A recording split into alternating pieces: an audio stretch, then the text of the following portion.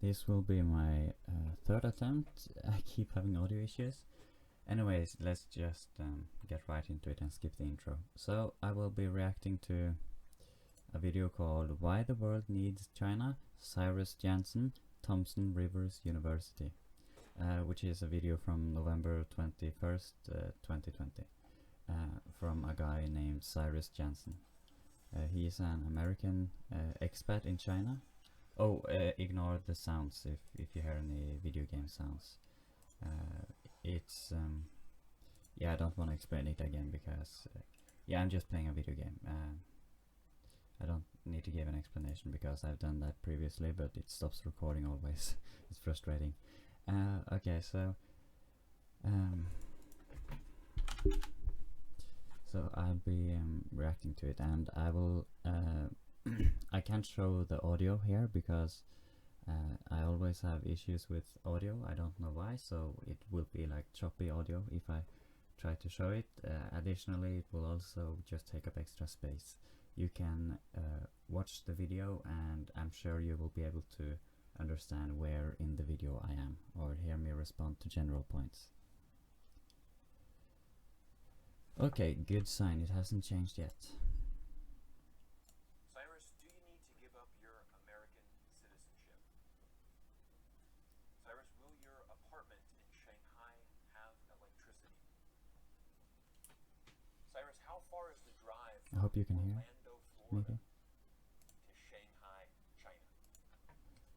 Now these three questions were asked to me in December 2006.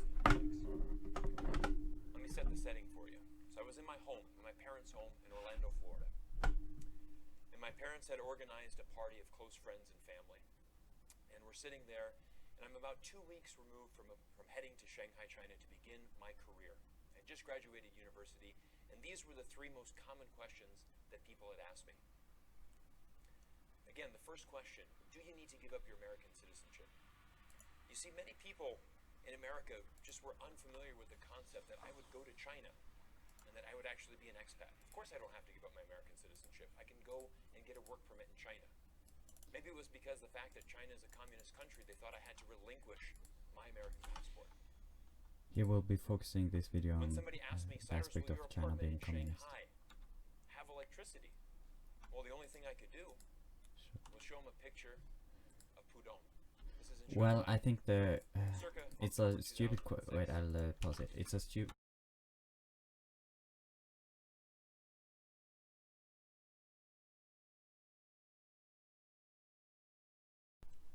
Okay, so that did not work. So from now on, I will be I will not be playing because I think that causes some issues. So I'll just be responding to the video. So what I was about to say is that's kind of a I meant silly question, because of course he's gonna have power, so it you will see it later, but it kind of shows that he portrays the opposition in a very unfavorable light. And I said, well, look at these beautiful buildings there. Surely if they can build skyscrapers like this, they're going to be filled with electricity. And the last question, can you drive from Florida to China? Well, I don't need to bring up a graph here to show you that. Obviously, we all know there's a Pacific Ocean in the middle. It's impossible to drive from Florida to China. But again, the reason why I open this presentation up today is to show you... Oh, wait, maybe it's actually, maybe that's not unfavorable or unfair representation of kind of the opposition, because he this was in the past, so maybe people weren't as educated then. 14 years ago, not many 14 people years really understood China. ago. And I think it's very important that today, that many more people understand China, because moving forward, China is always going to play a pivotal role in our society and in our world. Now, I believe that many people around the world fear China, but the basis for that fear is a lack of understanding. So it's the goal today, to hopefully be able to allow more people to really understand, fill that gap, allow more people to understand this country of China. Now, let me introduce myself and give you a little bit of history about what I've done and who I am. My name is Cyrus Jansen. I'm an American expat. I've been living around the world for the past 14 years. I was very fortunate to spend 10 years in Greater China, first in the Chinese city of Shanghai and then Hong Kong. It was an amazing time. And again, I went to China directly after I graduated university. Here's a picture of me, circa January 2007. You can still see that I'm representing my university, Florida State University, very proudly. Just a couple weeks into my China adventure, I was down in Hong Kong to get my official work permit to work in China. Again, I didn't have to relinquish my American passport, as some of my friends thought I would have to. Now, I excelled at a sport called golf, and this is what I did. I went to China to become a golf professional. And I spent the first 7 years teaching golf to thousands upon thousands of Chinese. It was an amazing experience for me because I was able to travel around the country. I was traveling around doing amazing corporate clinics for some very big clients like Mercedes-Benz, ICBC, Dow Chemical. I traveled to over 50 cities, teaching thousands of people how to grow the game. And it was an amazing time for me to be in China because it was really the birth and really the start of a golf revolution in China. So, and as an American golf professional, I was there contributing to China. But it was also a great time to be in China because in 2007, that's when China was really starting to turn things up. Their economy was really starting to rev up. The country was developing. Of course, in 2008, the country hosted a beautiful Summer Olympics in Beijing and had a phenomenal time learning about the culture, the language, the people, and spending so much time in that country. I went on to then move to Hong Kong after 7 years. Had an opportunity to go and be the general manager of a sports marketing company. And again, we started working with international clients, doing events all over mainland China. In total, I spent 10 years in China, and it was one of the best times of my life. An amazing experience. And what I've realized is that along the way, there's been a lot of misconceptions about China. Many people do not understand China. And I stumbled upon this quote, and I want to share it with you. When it comes to China, there are two types of foreigners. Those that dislike China, and those that have been to China. Now I'll say that... Wait, I was just thinking about something. Wait, I'll pause the recording for a few seconds. Okay, so my counter to that, to the quote, those that dislike China, there are two types of foreigners, those that dislike China, those that have been to China. There is a guy called, I don't remember his name. Wait, I'll check.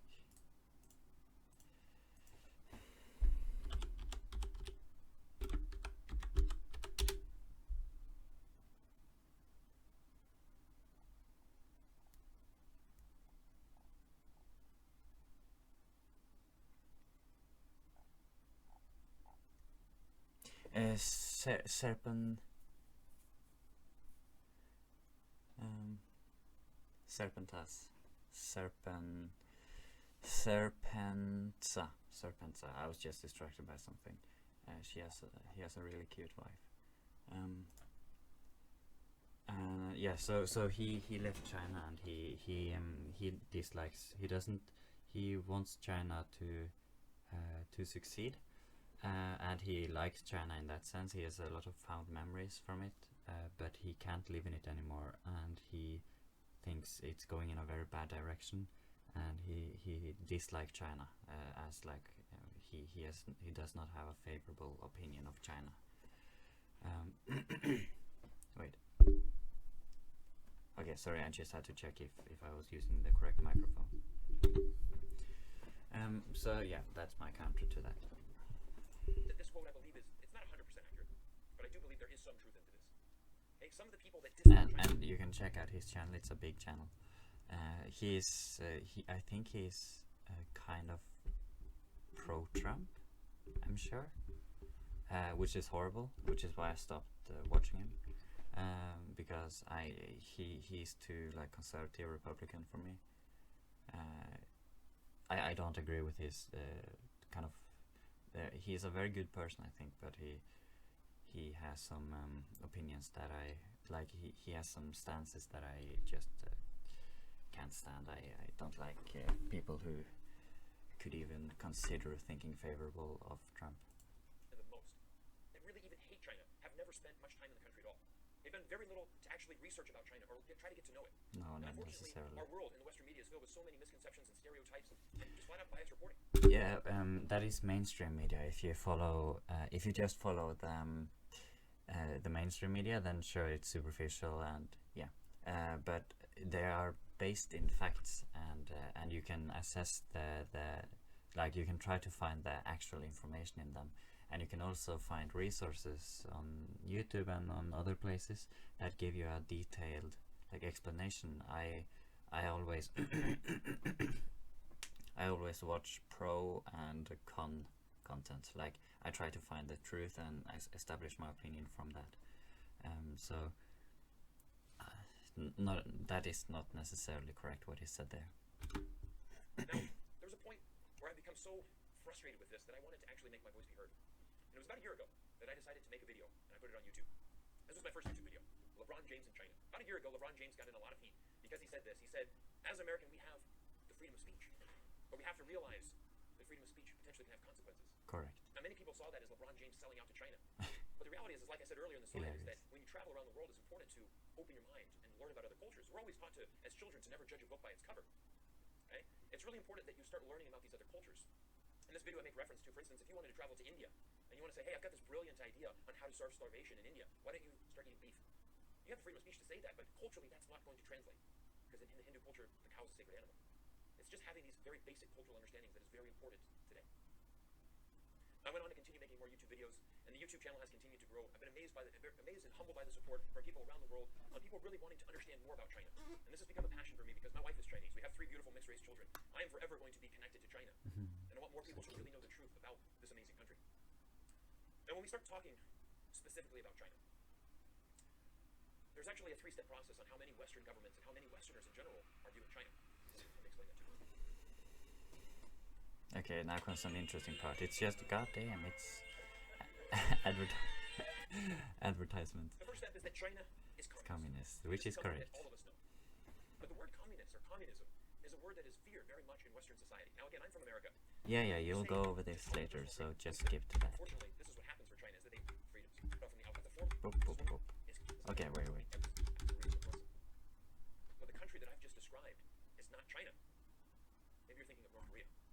And unfortunately, this is what happens for China, is that they often get... Yeah, he described communism, and China was not what he described what people think about communism and think communism is, and then he said that is not China, which I agree with. China doesn't... Or wait, no, that's interesting. I remember For this. instance, when they think of communism, they think totalitarian dictator. Okay? They think of people that are completely repressed, have absolutely no human rights, no personal freedom, completely cut off from the outside world. I mean, that is ironically similar. Like that's China in some aspects. They are cut off from the outside world. Anyways, they are cut off from the outside world. There is heavy censorship.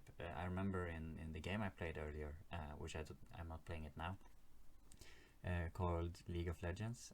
It's made by Riot Games, owned by Tencent, one of the biggest companies in China. And I remember that one of the champions there had to be completely redesigned because it's taboo and it's not good to have skeletons in Chinese culture. Which, I mean... Wait. Okay, anyways. I mean, you can see this many places like Blizzard, when they removed someone's prize money and punished them heavily for saying liberate Hong Kong in the revolution of our time. For example, I don't know so many of these. I can't. It's difficult to remember. But in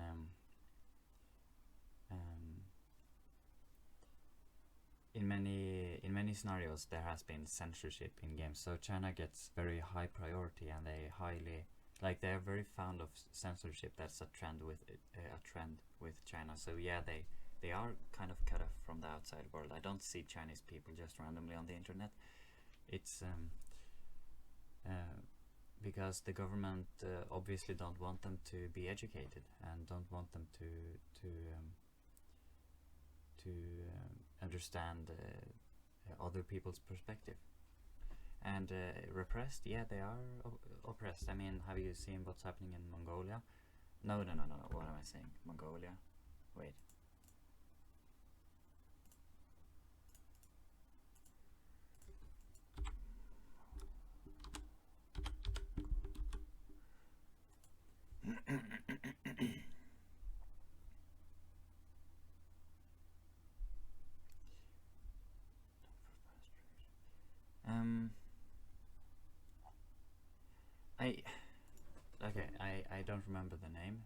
is a place near China or in China, similar to the situation where there is a similar situation similar to that which happened in Hong Kong and is happening in Taiwan, or happened, yeah, it's happening basically, which is that there was a group of people. I'm just gonna call it Mongolian for now because I think that's what it was, but I'm not sure. They speak Mongolian as their as their language. It's their language, and China is trying to forcibly or like force them to only talk Chinese. They try to completely wipe out that culture.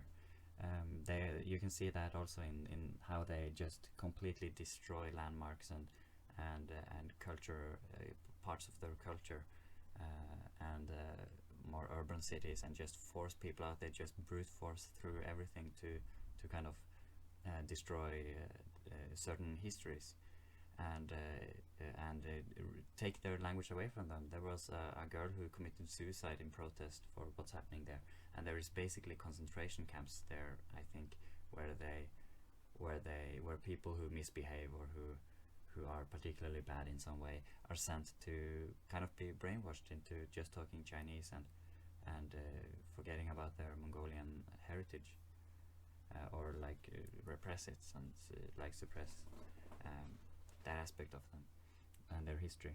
So China loves oppression and suppression. That's what the leader can do that because he's unchallenged. Nobody can challenge him. He's the leader.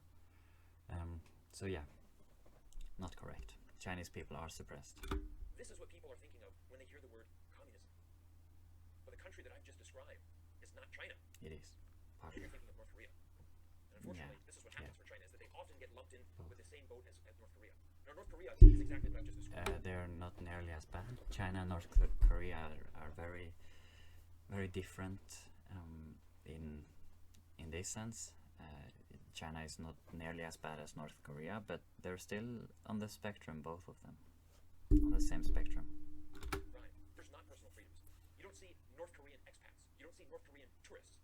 North Koreans cannot leave their country. They are cut off from the outside world. There is one person that is dominating everything that happens in that country. So in China. That's North Korea. Yes, that's a form of communism, but that doesn't mean every single communist country is like that. Correct. But that's a hard concept for people to understand. So the Not second me. point is that many people assume that communist is evil. And again, this is one of the things as an American that I grew up hearing. As an American, I'm a product of the American school system. Again, I don't think communism is evil at all. I like the idea of communism. Communism is actually, isn't it that one person just controls? No. It's like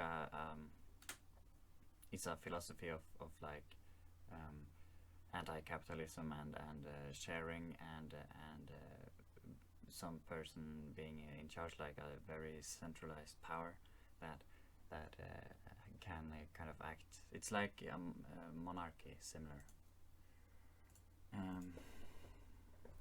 Communism.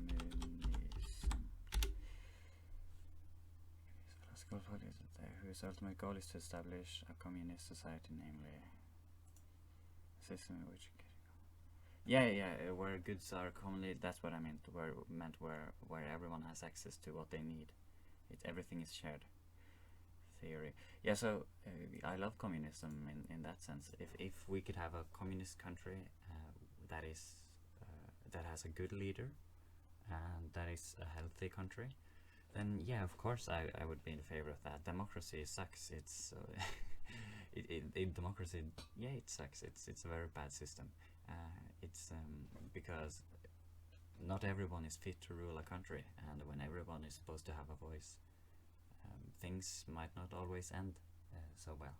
Like you see in America, particularly when people are extremely uneducated and massively ignorant and stupid, like in America, because there are a lot of ignorance and stupidity in America. So yeah, I hate democracy, and I kind of hate communism because it usually leads to someone like getting power and just going crazy, like in China. So yeah, it's very difficult to create a good system. Again, we are always taught that democracy is king. Democracy is the most important value, and it's something that everybody in this world should have. No. But the reality is when you've traveled around the world, as I've been very fortunate to do, you start to realize that I'm saying no because I agree with him that you don't need democracy. the world is too unique and too diverse for only one type of government to exist. It doesn't make sense that only democracy is the only way forward. It simply can't be. But unfortunately, we know this three-step process. Look at this three-step process. The first is China is communist. Number two is communist is evil. So it's very simple what point number three is. And that is, of course, that China is evil. And unfortunately, this is what many people believe. And again, this is what Western media says. This is what Western media says, is that China is the greatest threat in the world right now. Oh, it is. It definitely is. It absolutely is the biggest threat in the world. I will be going more into this later, but it absolutely is. China is trying to take over America. China, China, China. China is always in our spotlight. And unfortunately, so many people are quick to judge China without ever really understanding anything about it. You don't need to understand that much about something to be able to recognize that it's bad. Most people outside of America know that America is bad. Most people outside of China know that China is bad. Most people outside of Norway, which is the country I live in, know that Norway is good. Most people outside of Vietnam know that Vietnam is like, it's poor and it's communist, but it's I wouldn't necessarily say bad. I don't have the knowledge about that, but like a kind of semi-dangerous country with poverty. Like people can have a certain like simplistic impression about something, and it be correct. In most cases, it kind of is when it's like a general thing. Or no, I don't know. It's difficult, but yeah, people don't need to be that educated to be able to form a reasonable opinion. Now, I want to give a little bit of insight into the Chinese government and how it works. And this is a very famous quote that really portrays the difference between my American government and China. In America, you can change the party, but it's very difficult to change the policy. In contrast, in China, you cannot change the party. It is a one-party state, but it's much easier to change the policy. No. If Xi Jinping decides he wants to do whatever, he will do whatever. Nobody can do anything about it. There is absolutely nothing holding him back, which he has illustrated. He is going to try to conquer Taiwan. He is going to... Okay, I'm getting ahead of myself. I'm passionate about this because I truly want the world to succeed and be a better place, because I'm like, this is the perfect time, and there's so much on the line currently. So I'm just frustrated when people don't know what they're talking about, don't know the situation. So that's why I easily get like flustered or engaged in this. But yeah, China is what did he say? In contrast, in China, you cannot change the party. It is a one-party state, but it's much easier to change the policy. Okay, yeah, no, you can't change. He has no. You can affect the policy, but he decides. The leader decides. No question about it. Okay. In America, you can't change the policy, but you can change the party. You can change policy, but it's. I mean, and I'm not saying this in a literal sense. I'm not saying like, oh, technically you can change policy because like that's a stupid argument. But in reality, you can change policy, but it's not so much actually, because America is like a fake democracy. It's not actually a democracy. It's like, it's more authoritarian and fascist than it is a democracy, because rich people completely dominate the political landscape. They buy politicians, they buy advertisement. It's a corrupt system. It's horribly corrupt. I am highly critical of America. So yeah, it's not a democracy. If it was a democracy, Bernie Sanders, Andrew Yang, Elizabeth Warren, whatever would be president right now. Now, we know that this is true in America. For instance, we just got through the 2020 election. It was a monumental event for America, also for the world. You know, the presidential election in America is a worldwide event, because America's role in the world, I mean, it impacts everybody. This is why everybody around the world, globe is tuning in to see the election results. And we just decided to change parties. For the last 4 years, we had Donald Trump in the Republican Party. We have now switched to the Democrat Party and Joe Biden. But it's interesting enough, like I said, it's very difficult to change that policy. In 2008, Barack Obama, Democratic president, came out with Obamacare, or the Affordable Care Act. And it's been a long process to get this Affordable Care Act going. As soon as Donald Trump comes in, he wants to get rid of it. Now Joe Biden's coming in, he wants to bring it back. we've been dealing with this Affordable Healthcare Act Yeah, it's for horrible. over a decade now, and it's very difficult to get these passed because, again, you have these two parties that are constantly battling each other, and it's very difficult. Yeah. And the reason for that is, again, I'm here in Canada, the beautiful Kamloops. And Wait. And the reason for that is, again, I'm here in Canada, the Okay. beautiful Kamloops. He's And in Canada. It's amazing because here in Canada we have socialized medicine. Okay, it's not a privilege; it's a right. But you talk about socialized medicine in America? Oh no, that's communism. Yeah. That's socialism. Let's go back to that three-step process. That is evil. No socialism allowed. It's funny. Even though when you look at most developed Western countries, a lot of them have socialized medicine. It shouldn't be a privilege. It should be a right. This is correct. Now in All China, of this. again, you can't change the party. It is impossible. It is a one-party state. That is not going to change. The interesting thing, though, is that China's one-party state changes policies all the time. And they're very quick to And adapt. at this point in the video, ironically, it's just 12 minutes in, or funnily enough, it's 12 minutes in a 57-minute video. And feel free to take a break or just listen to this in the background. I'm contemplating on uploading these as podcasts as well. But yeah, I like this guy because he seems to be genuine and honest and passionate, and he brings perspectives that are new to me, and I'm not used to seeing. Like, it's not completely new to me, but he does it in a better way. Even though I strongly disagree with many things in this video, I still like the video. The video is liked because I want to support honest actors, people who do good things. Certain situations. And I'm going to give you a couple examples of what I've experienced in my years in China. I'm going to take you back to January 2007. This is a picture of me with my colleagues. This is my second night in China. Okay. I'm there in the back. Better city, better life. How could 2 weeks, a couple hundred RMB to sit down and take the test for you? It was blatant corruption. Now, same as international standard. Smoking laws, the same. Bringing up China to the international standards. The drunk driving laws. Yeah. So what he said is that people were drunk driving, and it was a big problem, and then they just changed it overnight, and then the rate plummeted. The rate of drunk driving plummeted. Everyone stopped doing it, and he said the same was about smoking, but which is good. But the problem with this is that if someone is, like, how can I explain this? If someone is using their car too much, instead of like taking what's it called, like collective transportation, like taking bus and train. If someone is using their car too much and it's bad for the environment, it's bad for their economy, if I then kill them or destroy their car, then that is going to stop. Doesn't mean it was a good decision. Doesn't mean that I was correct in what I did. Doesn't mean that. Wait, I'm lost. This was a bad point. It was good, but then I completely lost where I was going with it.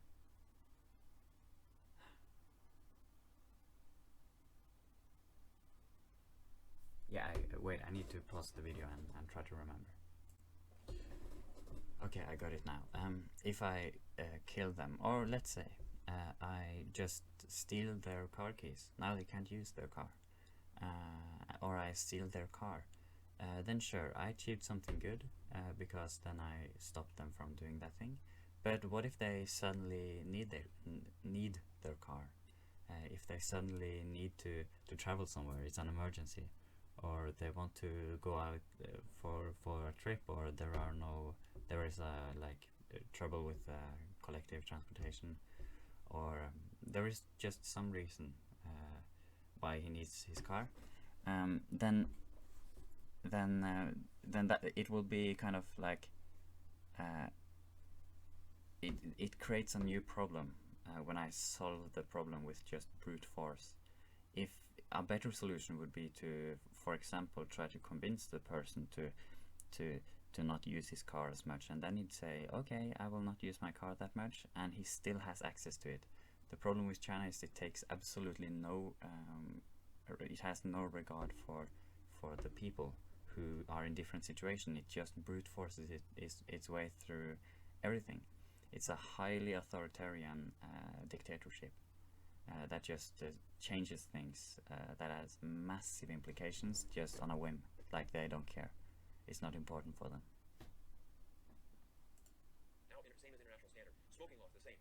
When I got my driver's license in Shanghai back in 2007, you could literally go inside and you could pay somebody a couple hundred RMB to sit down and take the test for you. It was blatant corruption. It was absolutely easy. You could just pay somebody and you could essentially get a driver's license. But when I had to renew it a few years later, everything been a great. China's government reacted and they said, we need to tackle this. Yeah, okay, so he's saying that about the coronavirus now, that they built a hospital in 10 days, which is very, very impressive, and I am a huge fan of it. It's really cool. So that's one positive aspect about being authoritarian. You can get things done quickly. This problem head on. They did something unprecedented in human history. They locked down Wuhan, a city. So there was no way that even if they said, okay, he's guilty, we're going to impeach him, you knew that he was going to get acquitted. Yeah, now he's talking about Trump and how ineffective the American system is, which it is. It's horribly ineffective. Point having that is exactly like it was before. It's incredible. But again, it's a concentrated move. No government in the world can move as fast and efficiently as China's government. And it is, again, that's Not what true. I'm saying. Now, I often say that probably one of China's greatest political advantages over the United States is that they're not subject to every 4 years of political turmoil. You saw what happened. Again, I'm American. I'm a proud American. But you see what has happened in our country over the past 12 months when it's Donald Trump versus Joe Biden, the amount of division, the chaos that has ensued. Even after this election result, well, technically we still don't even know we have a result yet. Joe Biden is president-elect. Donald Trump refuses to concede. There's still so much confusion going on. This has really shown how divided our nation is. And I believe this is a real problem in America. Because with a nation so divided, how can our nation move forward? Now, for the rest of it, so what I'm going to transition to in this speech now is I want to talk a little bit about some of the most common myths that I often hear about China. I want to talk This about will these be myths because I want people to have a better understanding of China. I want to try to relinquish some of these fears that people have about China.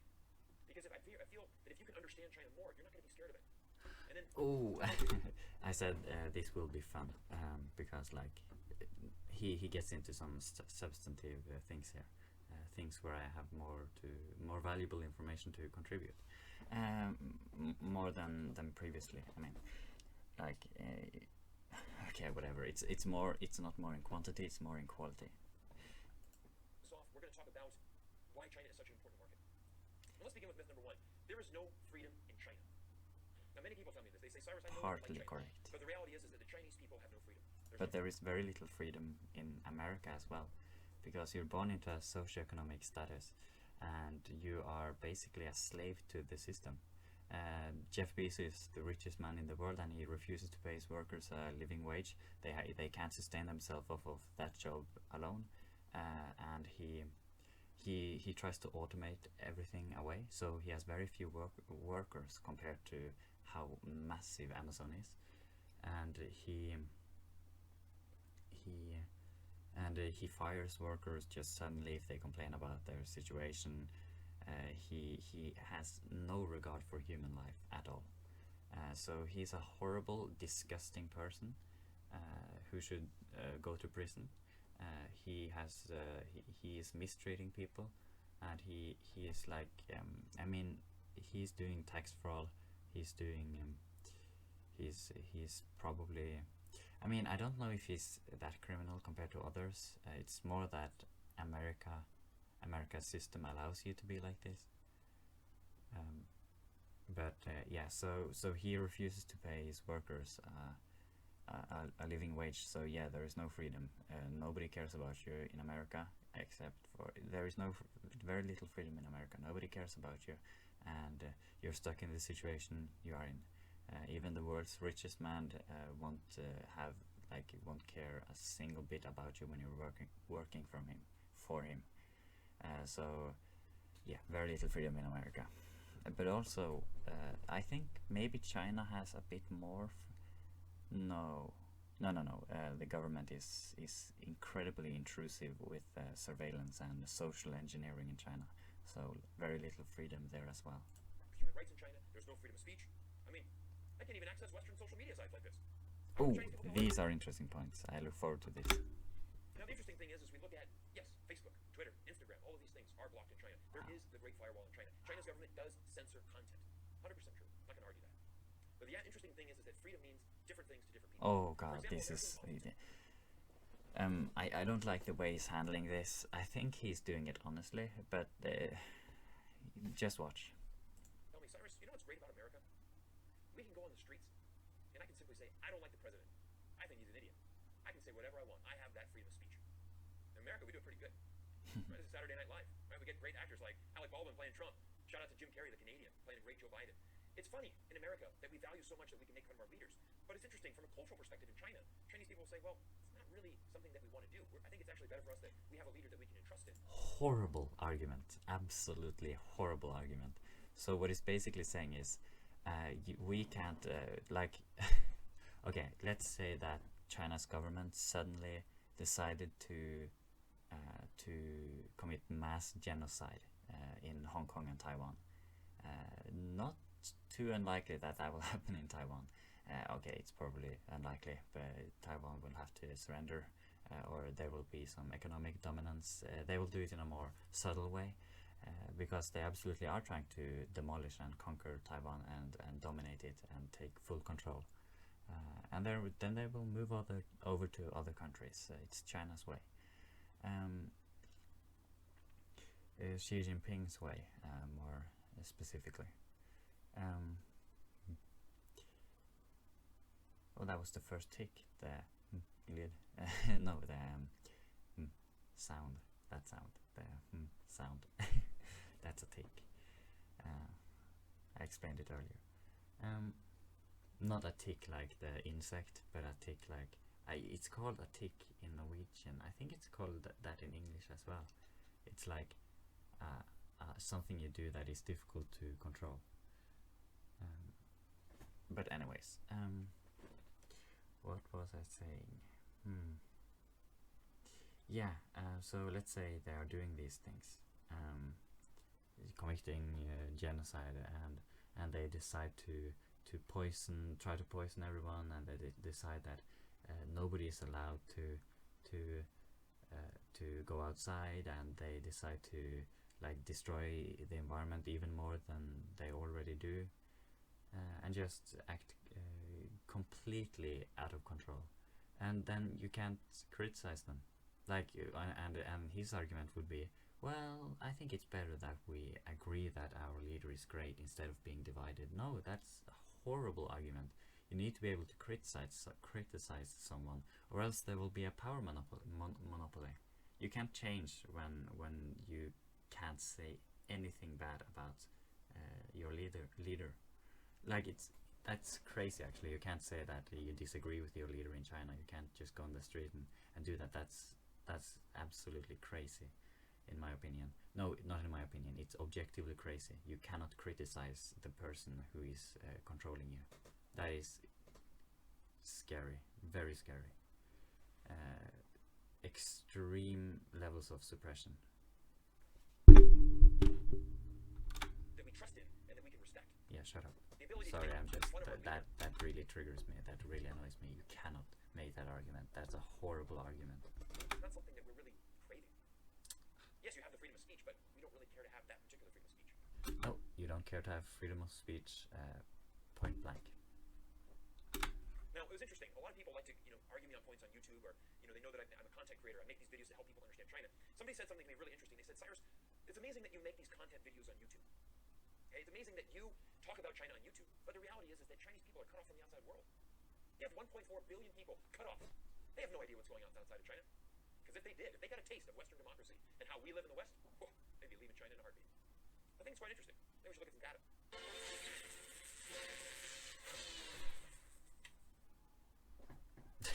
Advertisement. No, eToro, shut up, please stop. I hate that ad. I hate the eToro ads. And now that stupid sock guy is staring at me on the top right corner. It's like, sure, skip this ad, just like you skipped out on buying Amazon stocks and Google and Apple. Like, so did you, probably. And if you didn't, like many people did, not everyone is engaged in every... Like, this won't change that. Reviewing that ad won't change that aspect. Stupid ad. I hate that ad. Condescending little prick. Annual overseas visits by the Chinese. Now in 2000... It's a good argument when you're trying to argue against something horrible, like, which is China, horrible, then this is a good argument if you're somehow trying to defend the conditions in which people live in China and the type of government you have in China. The Chinese made around 10 million trips. In 2018, that was close to 150 million trips. Who would have ever thought that China's #1 export would actually be tourists, would actually be Chinese people? It's incredible, actually. This growth represents a 1,300% increase in the span of 18 years. China spending power. You have to look at it in this perspective, is that over the last 30 years, China's one-party state has produced 80% of the world's poverty alleviation. Okay. So basically, what he's saying about the look, they are visiting other countries, so and they don't, then they get a taste of that country, and they still go back to China. But the problem is that Chinese people, they don't know a lot of English, so they're not really getting to experience the culture. They're like, I've been to Vietnam, and I really get to experience Vietnam. I love Vietnam. And I would probably love China as well. But Vietnam has big issues. So do China. I can enjoy something even though it has flaws.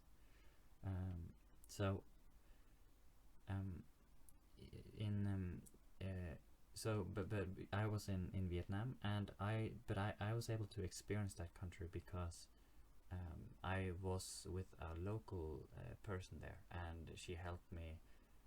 She was my friend, and she is my friend, and we traveled around, and I got introduced to her family,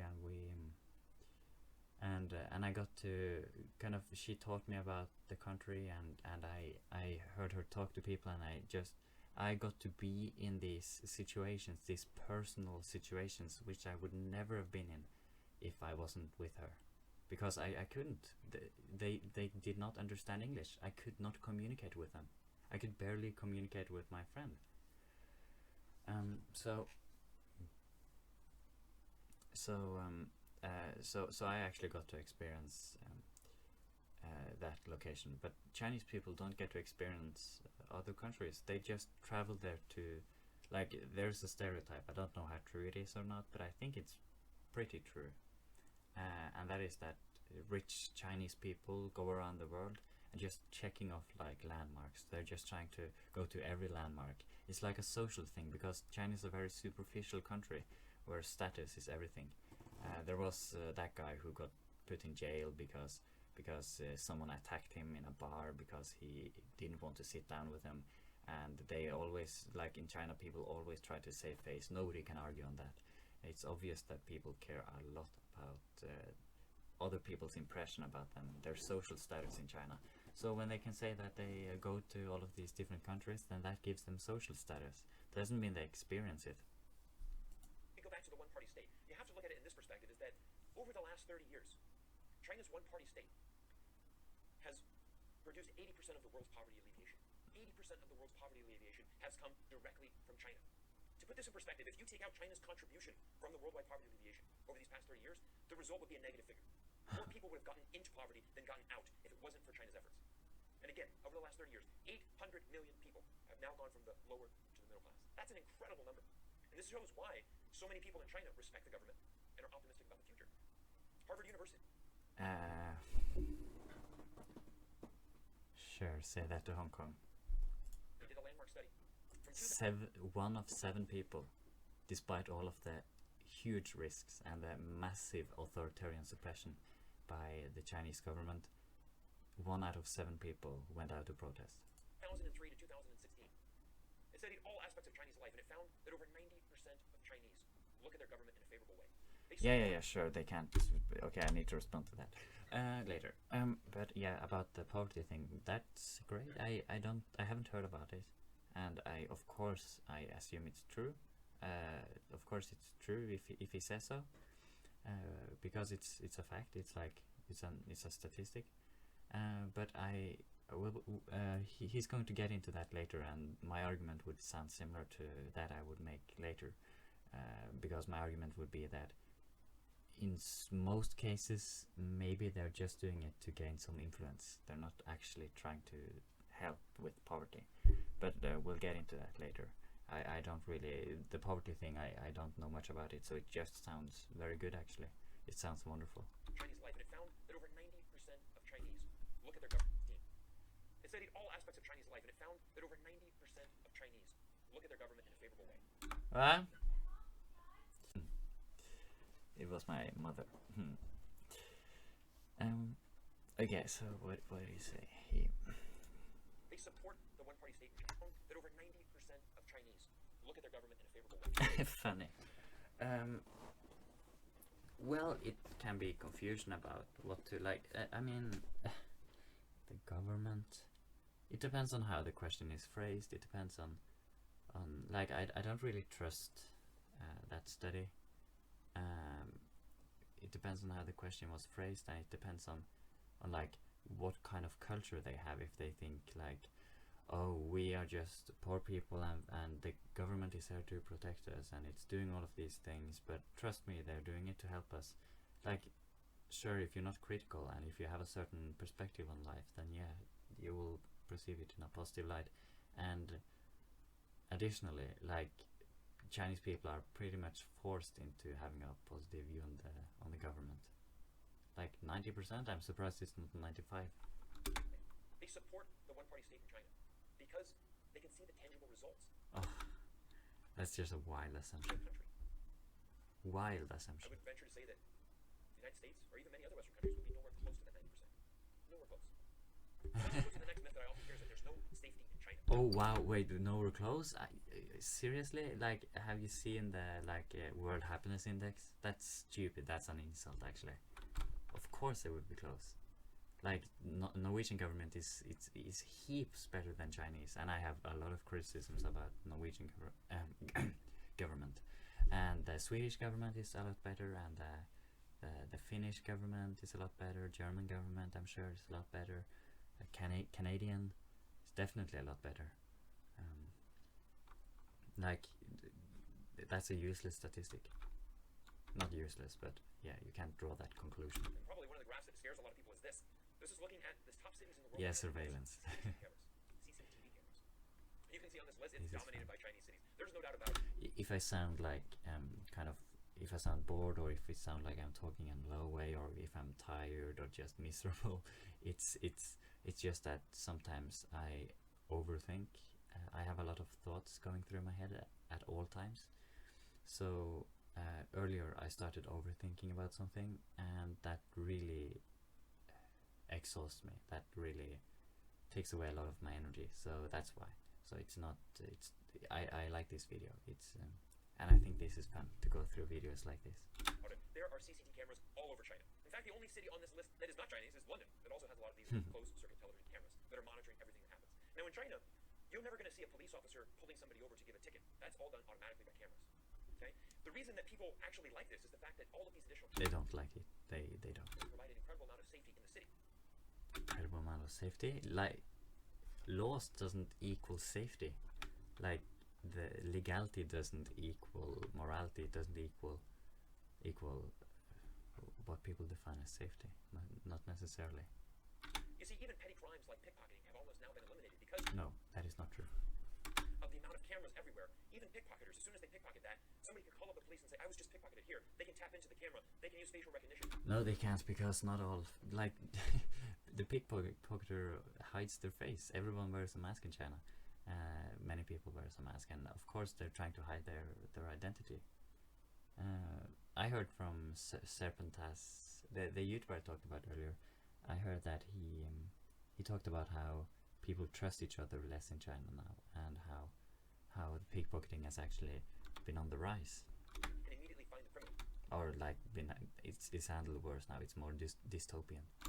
Now, in Western countries, we're thinking, whoa, that's that's an invasion of my privacy. And yeah, It is. It is. I mean, you are living, connected. The government is watching you. But for Chinese nationals, they say, well, it ensures my safety. No.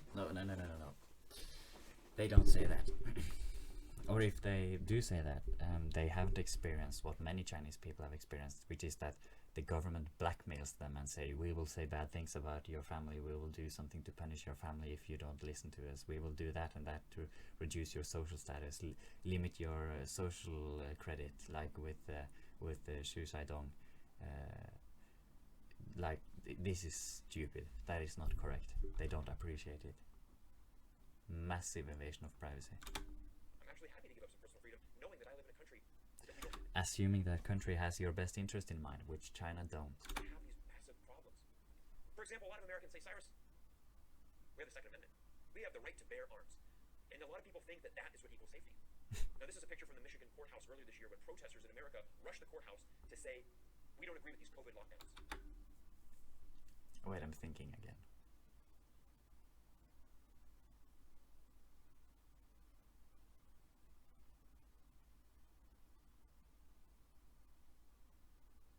We want our freedom.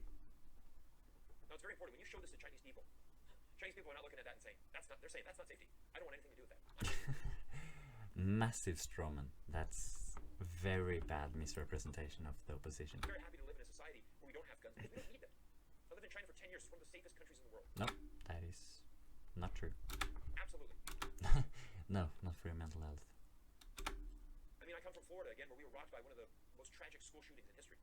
We have mass shootings. This is just America. America is a horrible country. Why are you criticizing America? Try taking on a different country. Every single day in America. Tremendous problem. Horrible country. China doesn't have that. It is incredibly safe. And Chinese No, people it's are not. really Okay, so people don't have guns and shooting each other down and being and committing mass murder in schools. Yeah, that if that doesn't happen, that means something is safe. No, absolutely not. Like that doesn't happen in any other country than America. It's just because America is a backwards, stupid country that should actually it should grow up.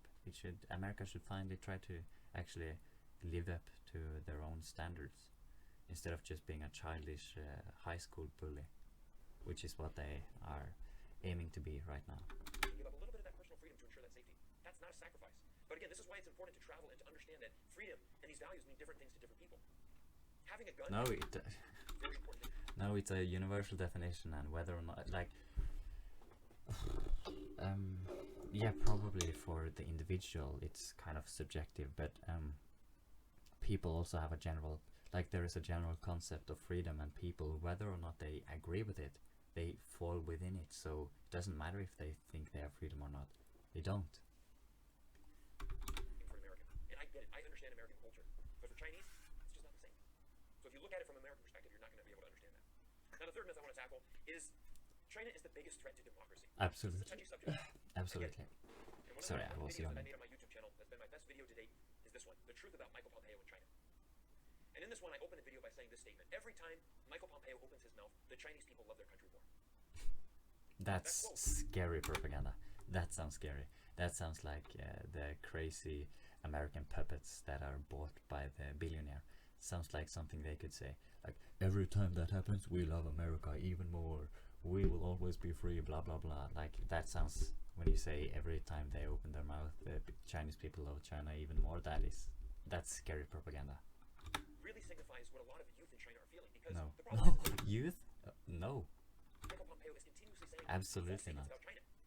It's youth are the most progressive people. That's not true. Not true at all. Telling the American public and Western countries around the world to recognize that China is this huge threat, when the reality is that they're not. You know, China is not the greatest threat to democracy in America, like Michael Pompeo wants you to believe. The reality is that China really doesn't care if anybody. No, because we don't have a democracy in America. It's as simple as that. America is not a democracy. It's a authoritarian, corrupt, fake democracy, I suppose. World has a democracy. It's like it's barely a democracy. They barely managed to vote out Trump, even though he was massively disliked, and that's just because they also massively dislike Biden, because both candidates are horrible. Oh no, I just got a reply on a comment. No. Oh, so many weird people. The only country that they care about is China itself. So when people say China is the biggest threat to democracy in America, I say no. China has no influence in America. But China is the biggest threat to democracy in China. And the reason for that is simple. They have proven to the world that they have a unique system. No. What are you saying? When the reality is that No. This is crazy. This is like if I was fighting someone and they suddenly like stopped fighting and they just began to spit and throw dirt and like make weird movements and like like undress and throw rocks and just like pour gasoline on the floor and and lighting it up and running at me while burning. Like that is what's happening right now in this video. Like I feel overwhelmed with like super weird, out of place statements right now from this guy, from Cyrus Jansen. Cyrus Jansen. When the reality is about China, he's wanting the American public and Western countries around the world to recognize that China is this huge threat. It is. It absolutely is. It like how can you disagree with that? It's an expansionist country. There are so many arguments that I can't even go through them all. They're expanding military massively. They are doing aggressive economic expansion. They are basically trying to be the production hub of the world. Huawei's and other people are making their own operating system and trying to like make them as universal as possible. They, of course, it's a company, so of course they want to expand, but they are it's like they are developing a lot of technologies specifically for their own country, instead of like trying to provide a service for other people as well. Like they that sounded confusing, but it does make sense. And also about Hong Kong and Taiwan, they're also, you know, what happened at India, where China has broken the rules they established, and it was and multiple Indian soldiers died. And they broke China broke the rule, and they have a base at a place where you weren't supposed to have a base, a military base, I think. And Australia, they have launched cyber attacks against Australia. They have, I'm sure, I think, I'm pretty sure about that. And they are trying to they are openly like being more authoritarian, more like they are focusing more on just themselves and just providing services for their own people, but they completely disregard poor people and certain groups of people, and they just dominate their own people, and they kind of focus on just Chinese things. They don't care about other people. They just want to develop things for themselves, while they also do a lot of production, so they have for other countries, and they're trying to dominate the market by like introducing their technologies to other countries, but they are having full control over it. They are collecting data. Every company is obligated by law in China to provide all of its data to the government if the government requests it. So they are focusing on expansion, but with their own things. They're not trying to adapt to anyone else. They're just taking their own systems and forcing it onto every other country. Like I have a Chinese phone, Huawei, I love it, but they are stealing technology from other people. They are spying on us, and they are trying to economically dominate the world, and they are quickly expanding, and they're being very aggressive lately, and building up their military and developing their technology. There are many more arguments, but I don't feel like making them right now. I think I made my point. The reality is that they're not. You know, China is not the greatest threat to democracy in America, like Michael Pompeo wants you to believe. The reality is that China really doesn't care if anybody in the world has a democracy. The only country that they care about is China itself. So when people say China's the biggest threat, and also I just come up with another argument. They're making warship hangars in other countries. They are conquering a part of a country by giving it some money, and then they are like signed over to China. They are obligated to let China have a certain amount of influence.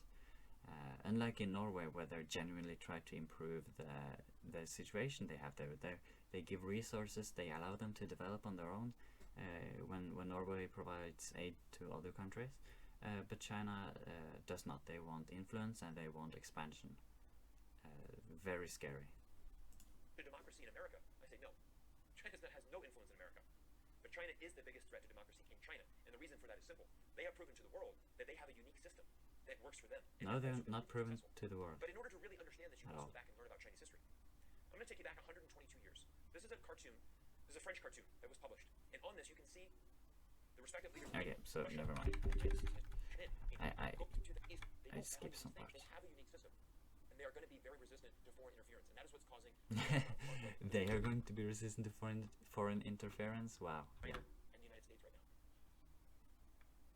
Now, the next myth that I'm going to tackle is China is trying to take over the world. Yeah. And I think when many people talk about this point, they refer to this, the Belt and Road Initiative. Now, this is a graph showing China with all of the different countries built on the Belt and Road Initiative. And what this Belt and Road Initiative is it is a series of investments made by China to start building infrastructure and increase trade amongst Oh shit, this is scary. This is the new Silk Road. And what China's doing is they're going to continents like Africa. They're going throughout Southeast Asia. They're building new airports, new roads, new bridges, Wow. new ports, new everything to be able to help these countries improve their economics in order to help the local communities get out of poverty. Now, of course, this is going to benefit China in the long run. And like any investor, if you're going to invest in something, you want a return on that. Yeah, and if when they have you're saying that they don't want to influence other countries, they just want to like help themselves. Then like no, why are they through their system trying to get influence in other countries? They're trying to influence people. But the reality is, they're not trying to expand. They're trying to influence. What is the difference of China compared to? No. I mean, they're not trying to just get a return on their investment. They're not trying to expand themselves. They're trying to influence and take over. China is not doing this through military force. They're coming in and they're building this infrastructure. Not doing it through military force. Yeah, I can point a gun at you and say, okay, no, wait, I can steal someone's food, and when they're almost starving to death, I will say, okay, you gotta sign this contract, and like you gotta be my slave. Come here, and I'll put a leash around you. And if you do that, then I will give you food. If not, then sure, you can die, and I will just move on. Like, just because something wasn't done by force, that doesn't mean that it's still like some people are in a bad situation and can't deal with the long-term consequences right now because they're struggling enough with what's going on right now. To help out local economies. Okay? They give 25, 30, 40-year loans. Even when COVID-19 happened, and debt payments became due, they said we don't have to worry about it right now. We're going in a pandemic. You don't have to worry about those debt payments right now. Let's focus on getting back to the world. You look at the amount of aid. Giving back to the world? You don't have to worry about those debt payments right now. Let's focus on getting back to the world. Oh shit. You look at the amount of aid that Jack Ma, Alibaba, and China's government has been sending across the world, whether it's personal protection equipment, whatever supplies they need.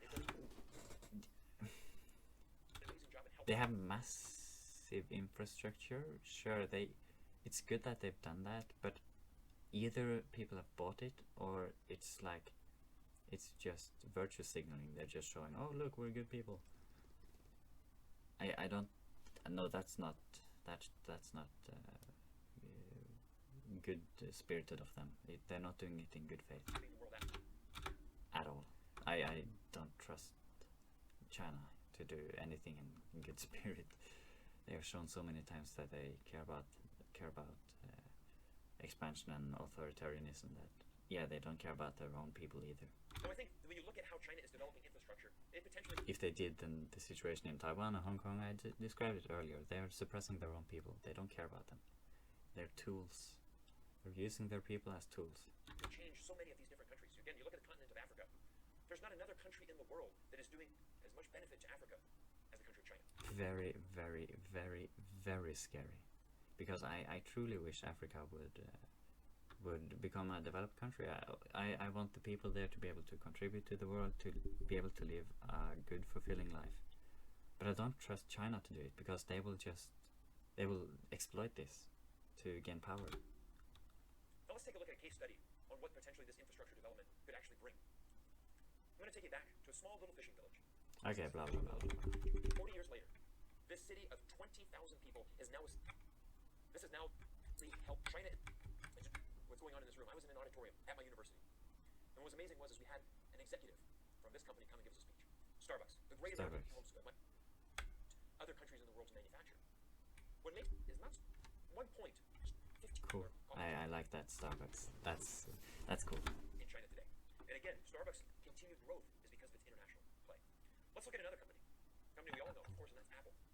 Now, Apple is one of the most valuable companies in the world, valued at over $2 trillion market cap. Now, Apple has been made such a valuable company specifically because of its relationship with China. See, on one end, Apple does this, is they manufacture all of their products. It's not because of China, it's because China provided a general service as dictated by Apple. Products within China. And this is incredible because we know that...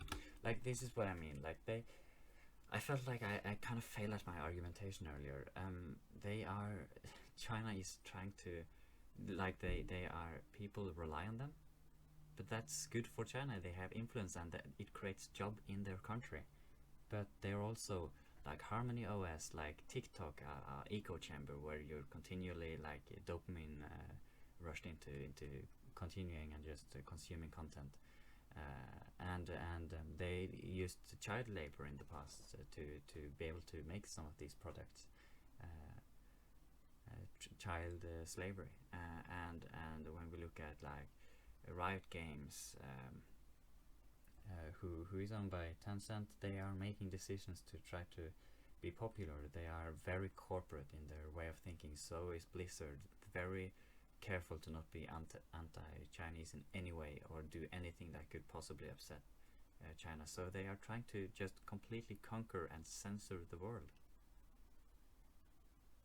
I don't understand how this is difficult to see. There are countless examples of China doing this. I mean, yeah, they are building their own things, stealing technology and selling their own phones, and they're doing it to... They are getting influence. They are obviously using it to spy, so are Facebook and America, but there are more restrictions there. While China is just a corrupt, it's not even corrupt, everything goes there.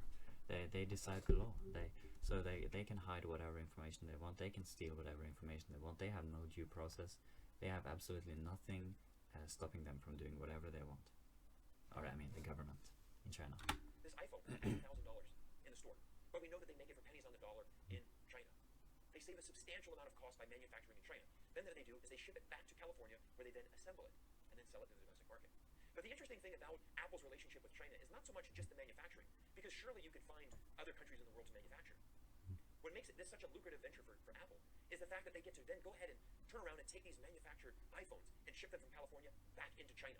And because China's domestic economy is growing, and there's a huge need for these consumer products. And now he's talking about how Apple is a big thing in China. He likes dealing with the communist eye. There's a reason why Elon Musk, one of the greatest entrepreneurs of our time, who's the founder of Tesla, decided to go to Shanghai to open this. Because he wanted his factory in China. He likes dealing with the Communist Party of China because he knows that one-party state is going to make fast decisions. Wait, so a heartless corporate company, he openly on Twitter admits that he don't care about people, let people die, liberate, whatever, and remove the lockdowns, and I don't care if people have to die for it, and he's openly, like, anti. He has some very bad opinions. I've seen on openly on Twitter. So I mean, like, and it's an American business. The best example. American business are generally the best examples of heartless exploitation. So you're you're crediting China by saying that, oh, this heartless corporation want to deal with China. I mean, he has these factories all over the place, and China is just a big country. I don't think what Elon Musk does is a good indication of what is ethical or what is good. He likes selling his cars in China because he knows there is a growing consumer base for products exactly like his super sporty, amazing electric car, Tesla. This is why a company like Disney decided to open the world's largest Disneyland in Shanghai. Now, Disney already had a presence. Disney was already in Hong Kong. They've had that for many years. But they still wanted to have another location in Shanghai because the market's there. Disney profits tremendously from a relationship with China. Now, interesting enough, earlier this year in April, many people actually thought that because of COVID-19 and because of the trade war between the United States and China, there was an article that came out that said up to 1,000 American factories were going to relocate from China. Everybody's leaving China, and they're going to take all these factories out. And that, of course, is what Donald Trump and the American administration has been moving towards. Oh, and also about the iPhone earlier, they are, and I'm surprised he doesn't mention it here. I think he's purposefully excluding some information because this is Chinese propaganda, basically.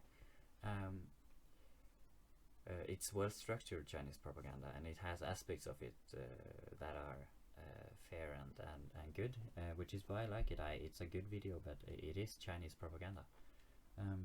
It is uncritically praising China. But the thing about Apple earlier, and surprised that he doesn't mention it, is that they are actually planning on manufacturing their phones in India because China is bad, and the government has also put some restrictions on it, I think. Yeah, the restrictions on export or import. The China tariffs that Trump did, which are not good. I hate Trump. Everything he does is bad. Well, a broken clock is right twice a day, so sure he gets some things right, though it's just for the wrong reasons. And he's a horrible person. Trump is an awful person and awful leader. He's a clown. So this is in no way a praise of Trump. It's just acknowledging that putting the import and export restriction on China wasn't actually that bad. But yeah, so Apple is trying to make their phones in India, which is good because India is anti-China, and everything that fights against China, North Korea, probably Russia, America, I think Brazil, are good. Those are good. Fighting against these countries are good. And also one of the, not Saudi Arabia, but Israel, something like that, the country allied with America. That's also a very bad country. There are certain people that are just horrible.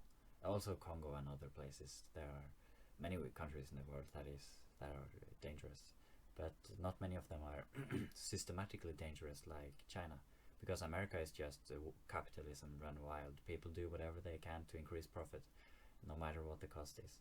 But in China, it's systematically suppression of information and expansion and a long-term plan to take over the world. They want to see American factories leave China, come back to America, go somewhere else, don't support China. It's actually a complete 180 what China's trying to do. Again, and I mean, like, when China gets more powerful, they will like make difficult situations. People will rely on China, rely on certain things, and they say, okay, we can give you this if you do that. And they create situations where you need to eventually just surrender yourself to them. Basically, they are making life difficult, or putting restrictions on that slowly turn you into an asset of China.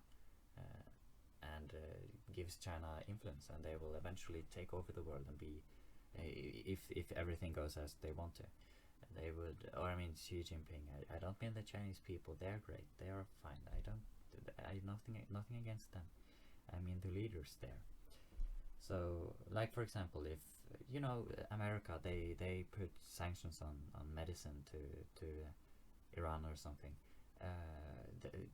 They could say like, okay, we will remove this if you do that and that, and then okay, sure, and then they find another thing to do that hurts them, and then they say, okay, now you need to do that, and we need this base there, we need this influence, and we need to put in our own leader in this position, and they say, okay, please, we just have to do this thing, we just have to, you need to stop doing whatever, or you need to give us that thing, it's very important for us. And then that's how China will, that's how US could and are trying to gain influence. They are obviously trying to do a regime change. That was what their original intention with the Iraq war was. But also, yeah, China is doing this. They are seeing people in bad situations, and they are, after a while, going to like create difficult situation, create massive pressure, so people slowly give up their things, and they don't, because yeah, like if each day you go to the bus, if you want to go to the bus, but you want to dress nicely, you want to dress in a nice dress, and then every single day people throw eggs at you, and you're principally saying, no, I will not switch dress to something that can handle it better or whatever, I will not do that. And it's a principle, and you might do that for a long time. You might resist the urge to give in and just, okay, sure, I will switch dress and I will wear different clothes so that my nice clothes don't get ruined and I don't look like a fool, and I don't draw so much attention to myself because of the eggs that they have shattered on the dress. And then after a while she says that. She says, okay, fine, I have to do this. This needs to stop. I can't do this anymore. And then suddenly that happened. Her life kind of changed. Her everyday life changed. And they didn't do it by force. They didn't force her to. But they just created a very difficult situation for her where she had to do it. That's just an absurd example to exemplify how you can take control of someone through economy, through just indirect means. Now, China is doing the Belt and Road Initiative, trying to build bridges, trying to do trade with countries around the world to help everybody. However, America is actually doing the opposite. They're saying, no, let's cut off these bridges. Let's just manufacture in America. Make America great again. Only in America. Yeah, but that's America. America's horrible. I personally think that working with more countries around the world is beneficial to a local economy. Now, interesting enough, again, when many people said there's going to be up to 1,000 factories leaving China, and where they're going to go. These days, many people are wondering, could this be the right time to invest? As eToro traders... Many people thought they were going to go to India. It makes sense, right? American factories, why don't we go to another democratic country? India. India has democracy. It would make sense. Let's start building factories in India. But there's actually a really interesting thing what happened when you start looking at why these factories did not end up going to India. The first reason is when you look at opening a new company in India. Stupid capitalism and just bureaucracy. That's why. So I'm not But when you're interested. talking about relocation, I already know even though this. there's uncertainty, economic uncertainty, a lot of uncertainty in India. Again, we're going back to that one-party state that permits immunity cost. Now, in addition to that, we have to look at other factors. Number one is currency. Okay, for American company, Volatile that currency. China does. So we're talking about these roads, these bridges, these airports, these ports, all of these things that China is building around the world, most specifically building within China. China is set up logistically to handle the infrastructure. India is not. So if you're feel we buy these American people, company, you're wanting to establish yourself in the domestic market. Okay, on the flip side, China has 800 million people, again in the middle class. The average Chinese person has 5 times the buying power of the average Indian. Even with a long-term look, they realized that the investment simply was not making sense for them. They pulled out because simply there wasn't enough local demand. They weren't getting that two-way relationship that we talked about earlier of manufacturing for a better price and selling back to that domestic economy. And this is why I mean, this video is more scary than I thought. Yeah, I want to dislike it actually. This is very scary propaganda. Very scary. Very few of these things relate to why the world needs China. They don't. These companies don't need to produce cheap wares. They don't need to. The world won't lose out if they don't. I don't care about Apple. I don't care about these stupid companies. They don't produce a necessity. They produce a product which is made to enslave you, to like make you addicted, like dopamine. Like they make you addicted, so you buy it every year. The Apple Echo Chamber. These are stupid, worthless devices. I don't care about them. is still such an important place to manufacture. And yet, so the world doesn't need China because it's slightly faster to produce these worthless things. Still an important place for American companies to build their presence. Now, I've had somebody ask me before, they said, Cyrus, I don't want to invest in China, I just want to invest in American companies. So here you go. Here's the Dow 30. 30 amazing American companies. Everybody from Nike, Apple, McDonald's, okay, Disney, Dow Chemical, Microsoft, all of these great companies. Now let's go through the list and just imagine how many of these companies are connected to China in some sort. Well, we just talked about Apple. Okay, McDonald's has over 4,000 outlets there. Nike, huge presence in China. The drug companies, they do a lot of manufacturing there. Visa, of course. I mean, all of these, we can go one by one. Boeing, I mean, come on, China buys a tremendous amount of jet engines. If you look at all of these companies, Stupid. you're going to find that Just because you have a business relationship with a certain country, which is the largest country in the world, the largest population in the world, that doesn't mean you need that country. Like, if China didn't exist, then yeah, they'd have less customers. They'd also have less competition. are connected to China. All of them are increasing their bottom lines and their revenue and are driving shareholder Stupid. value because of a relationship. Very bad argument. So the reality is that if you don't want to invest in China or you want nothing to do with it, then please don't invest in any of these companies. Hilarious. This is what my main point is that our worlds are so connected. The other thing about it is when you say, I want to bring back all of the jobs from, all of the manufacturing jobs from China, you have to think about it. American companies, and not just American, but companies around the world, they have literally spent tens of billions of dollars, if not hundreds of billions of dollars, investing into these companies, into these factories, building the logistics. This is not something that you can just pull out of China very easily. Our economies are so interconnected that the easiest way forward is we have to learn that there's going to be differences, but we Now, the other reason why the world needs China is because China is developing a technology that has the potential to change the world as we know it. And there's no greater example than 5G. Yeah. Now, here in Canada, in North America, we're still waiting for 5G. But in China, 5G is everywhere. Well, Huawei, the Chinese company, has developed 5G, and they are so far ahead of anybody else in the world that it actually started to scare America. Because they realized, wow, we are not even close to competing with Huawei on this scale. Yeah, absolutely. But the reality is that this 5G technology is so important because it powers so many I don't care if it's important. Yeah, of course it's important. I love 5G. It's a wonderful technology that has nothing to do with anything. When you have 5G, you can have amazing things happen in your city. It can save costs and improve the lives. Yeah, it can help it can help make wireless VR a thing. It can help make cloud gaming a possibility. It can massively improve the response time, like in vital communication, like emergency calling, and it can help self-driving cars communicate better. It's an incredible technology that can enable so many computers to communicate in a much more responsive and more intricate way. So it's a wonderful technology. Of your city and of your life of your people. For example, going back to Shenzhen, that tiny little fishing village that's now transformed into China's special economic zone.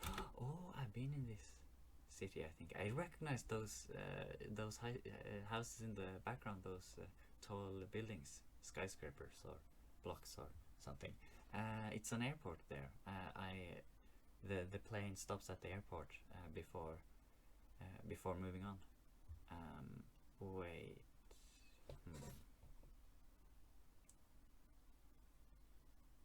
Okay, sorry.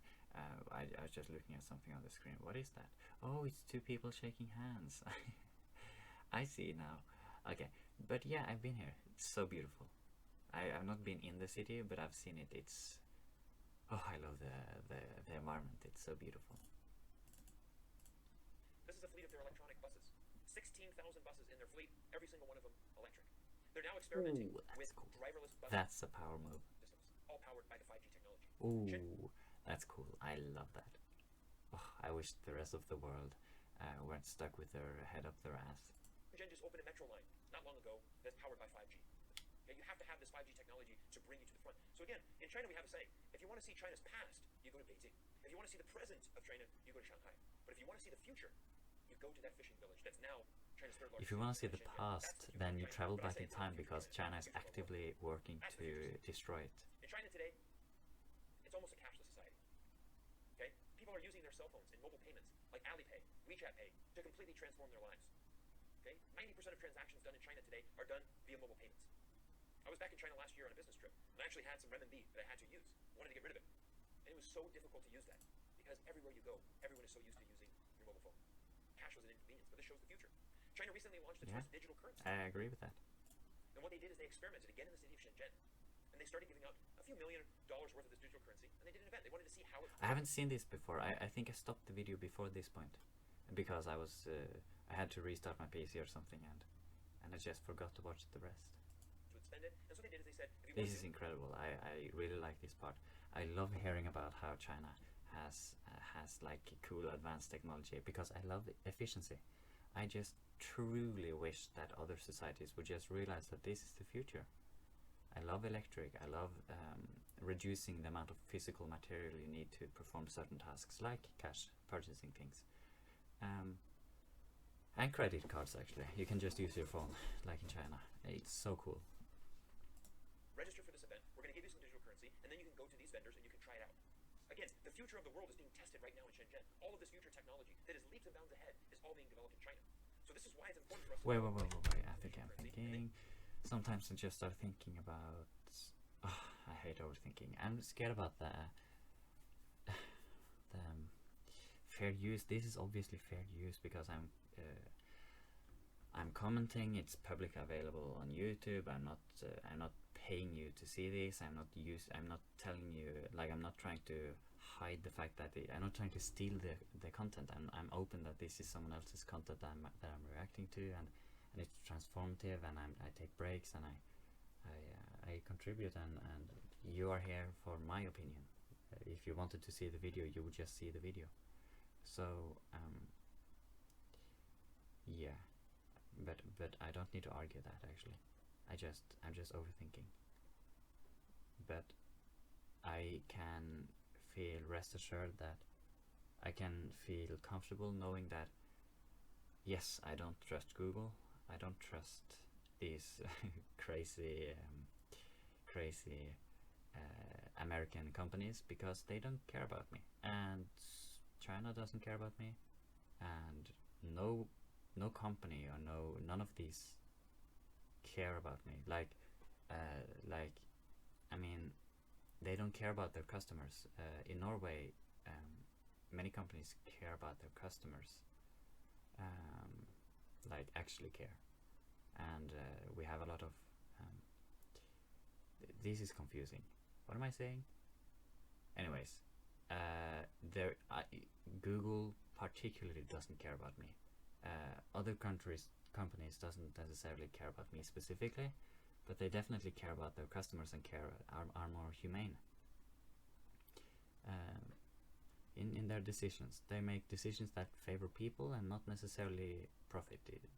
Slightly more risky or uncommon practices that are more humane. But Google doesn't do that, so they will just snap their fingers and remove all of my content without warning, which is why I can feel. So I know that Google doesn't care about me.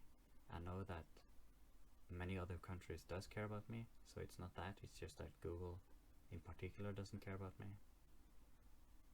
And I can feel safe knowing that I have these audio recordings stored locally, because yeah, I don't trust them. I don't know if other countries care about me. This is a stupid topic. Like, of course they care. Of course they care about people. Like, if they know I exist, of course, yeah, we care about him. We care about people. That's human. It's human to care about others. Except if you're an American company, of course. But yeah, Google care about their employees at least, I think. Yeah, they do. They just don't care about their customers. Then you can go to these vendors and you can try it out. Again, the future of the world is being tested right now in Shenzhen. All of this future technology that is leaps and bounds ahead is all being developed in China. So this is why it's important for us to develop a relationship with China, because again, China's showing the way. They're experimenting with stuff that is so far, unimaginable that we can't even imagine it here in the West. It's unbelievable what they're doing in China. This is a picture of a countryside in China, completely surrounded by solar grids. China is the largest producer of renewable energy in the world. And this is amazing because obviously China, with its population and the growing amount of infrastructure in cities, they need a tremendous amount of energy. This is ridiculous. It's the biggest country, of course. They're the biggest producer of renewable. But two, they need to start reducing their carbon footprint. Now, one of the interesting things that I saw over this past week was during the presidential election of Joe Biden. I don't know if you saw this, but this was a sign that was shown when he was announced as president-elect. Notice what it says there on the sides. The people have chosen science. Now, Donald Trump has continuously said that he does not believe in climate change. He does not believe in global warming. As a result, what he did is he pulled America out of the Paris Agreement. Yeah. China has remained committed to being in the Paris Agreement. Okay? The Paris Agreement is this global effort to get global warming under control, to bring us to carbon neutral. China has stayed committed to that. And what China has said is that by 2060, they will be carbon neutral. But Joe Biden came out and he said that America, under a Joe Biden presidency, will be carbon neutral by 2050. Now, I don't know about you, but that's the type of battle that I want to see China and America get into. Yeah. The race to carbon neutrality. Yeah, I mean, like, and I was thinking about this before he said, wait, I'm overthinking now, because maybe no companies care about me. What does caring mean, even?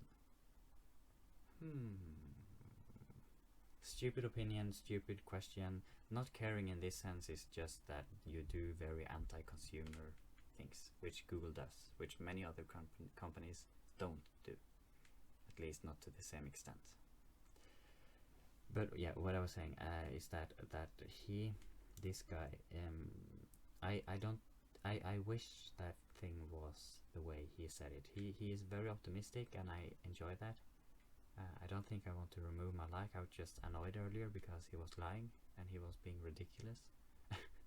but he's a good person, I think. No, he's definitely a good person, and he's genuine in what he's saying, and I truly wish that things were as good as he told, as he said it was. Imagine if China actually tried to help the world, if they tried to provide the world with better technology and show the way, and try to take care of people and not destroy, demolish and conquer, if that was not their ultimate goal. Because that's why if China just wanted to do their own thing and not control the rest of the world, I would be super happy. I would be happy for China. They would just be a good country, but they're not. They are a massive danger, which is why I'm scared of them. But if things were like this guy Cyrus Jansen is saying, then things would be wonderful. I wish the world was like that. I have to think that if China and America could learn to work together, I think they could do it even faster. Maybe even by 2040. Who knows? Yeah. But the reality is that when you have the two greatest countries in the world, the two greatest superpowers, I should say, China and America working together, the entire world wins. And that's something that I often say on all of my YouTube videos and my messages when I give speeches like this. Because I'm a passionate American. I love my home country. But I want to see us develop a better relationship with China, because I know that if we do, it's going to have a ripple down effect and benefit every single person in the world. Yeah. Very now good. we're coming up to the end of this speech, and I want to just basically say one major point. And that is the thing that not only has China developing all of these great technologies, but similar to that graph of sending these overseas visits, China is also sending a very precious resource abroad.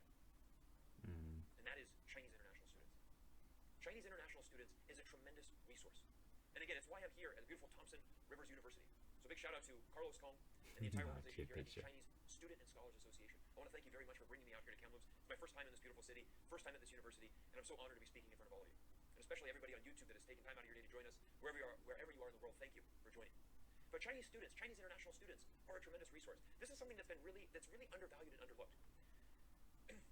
Chinese students started going abroad, let's say in the 1970s and the 1980s. And you have to imagine, if you were a Chinese national that went abroad at that time, you had to have incredible grades in the university to get out and to be able to actually qualify to attend a university abroad.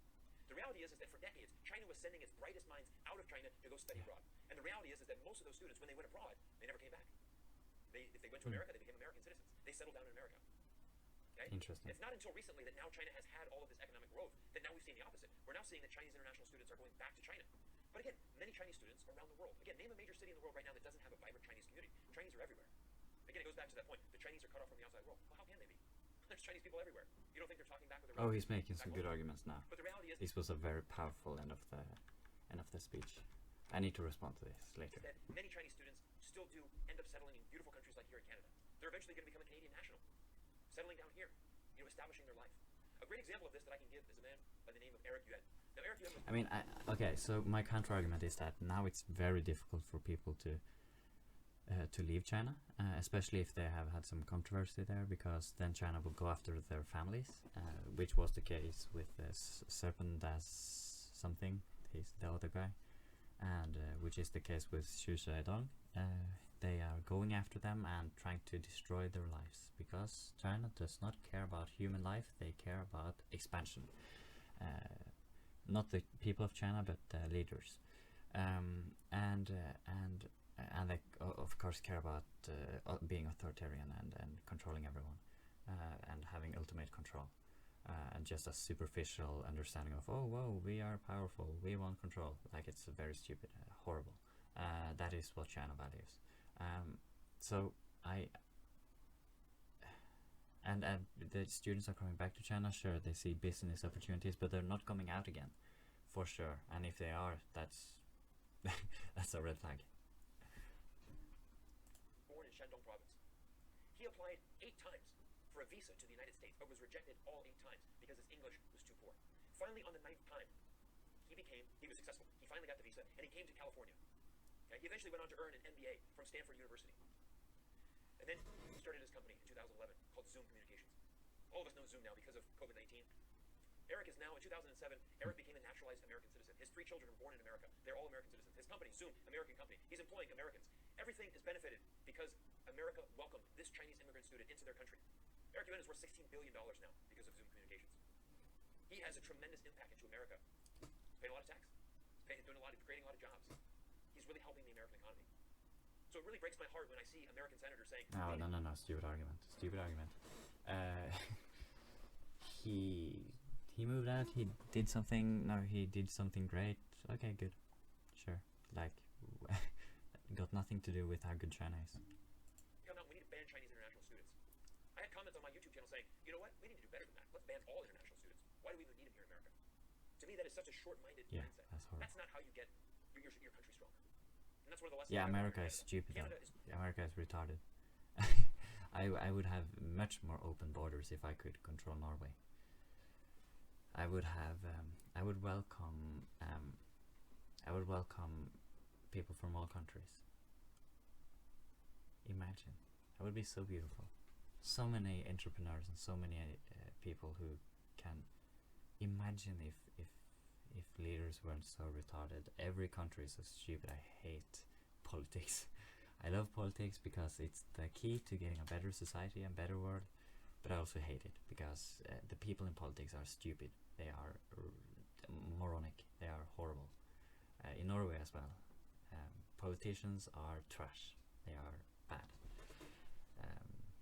Why there's so much racism? Why can't we just, like, when my friend in Vietnam, I wish she could come to Norway, or at least visit Norway, but Norway is so incredibly racist that it requires her to have like a massive amount of money for every single day she is supposed to be here, to ensure that she won't just hide and stay in Norway forever. Who cares if a poor innocent Vietnamese girl stay in Norway forever? I'm not saying she should, and I'm not saying that it would be. I'm not saying we should just let everyone stay in Norway. I'm just saying that who cares? It's one person. Why do you have to be so strict? And it would be more people if they loosened the restrictions, and we could just see how that goes. It's not a problem, people hiding in Norway, coming from other countries and hiding in Norway, like particularly countries like Vietnam and Asian countries. Those people generally are more educated and more successful. So yeah, there's so much racism because in Vietnam they earn so little money. It's rapidly rising, but it was like she had to have like, to stay in Norway for like 2 weeks, she had to have like 6 months of her salary or her parents' salary to be able to do that. I had to give it to her if she wanted. So it's crazy racist in Norway. So difficult for people to visit or to do things. It's just because, foreigners, we need to be nationalistic, we need to be a united country, we are Norway, we are whatever country. Every country is racist, just care about themselves, basically. Hate that. It's not true though, it's not every country, but countries are generally very racist and have unreasonable restrictions on immigration. It's built on diversity. It's literally written into the Constitution here in Canada. And this is why Canada is such a vibrant community of cultures from around the world. But again, we need to learn about these other cultures. We need to bring them in. And we need to learn to work together. I'm going to close it with this. I'm going to take you to Beijing. To the most important building in all of China's history. This is the Forbidden City. Many of you know it. It has the picture of Chairman Mao front and center. And I want to take you in and examine the words that are written on the outside of this building. Most specifically, the words written on the right side. 世界人民大团结万岁. What? Okay, cool. I love different languages. I've tried to learn Japanese. I've tried to learn Vietnamese. I've tried to learn Korean. No, I've tried to Mongolian a little bit one day at least. But yeah, Vietnamese and Japanese. I love learning new languages. Most specifically, the words written on the right side. 世界人民大团结万岁. 世界人民大团结 Long live the unity of the people. 大团结万岁. 大家团结万岁. 世界人世界人民民大团结万岁. 大团结万岁. Something. Long live the unity of the people of the world. Oh. This is the message that China is sending to the world. No, and this is it's the not. message that the Chinese government is putting on the No, outside no, of no. its most important cultural. No, it's virtue signaling. China is willing to work with it's very important. What we need to do is we have to realize that China is not this third world country that is now developing. China has to be given the same amount of respect as other Western countries. Yeah. And this is something very difficult for a country like my home, America. In I a few don't years, mind. China will overpass America to become the #1 superpower, the #1 economic force. Sure. And this is very difficult for Western countries to really conceive and really to comprehend. Yeah, China would kick America's ass in combat. China is the world superpower right now. For the last 200 years, we've Very, very scary. always had a Western country be the #1 in the world. And now it's China's turn. This century is now an Asian century. The future is in Asia. That's scary. I don't think this is a bad thing. Very But I think scary. what we need to do is we really need to recognize the fact that there are going to be differences. We need to accept that fact. Oh, shit. And I'll end it with this again, this comment. When the United States and Canada, the UK, Western countries, when we can learn to work with China, it's going to benefit everybody in the entire world. Thank you. I wish it was. Wish it was so. Okay. That was a wonderful video. I love it. I like that video. I wish more videos were like that. Most videos are worthless. They provide very little information. This video had a lot of information, a lot of stances. Clear messaging, I like it. I'm a huge fan of it, even though I disagree. So yeah, good video. Okay, goodbye. No, wait, goodbye? No. I need to say something. I'm sorry if I said anything that upset anyone. It's not my intention. I truly just want the world to be a better place. Truly. And you just need to believe me on that. So all of this is coming from a place of genuinity, a place of me being genuine. That's why I use so strong words. It's because this is things that really matter to me.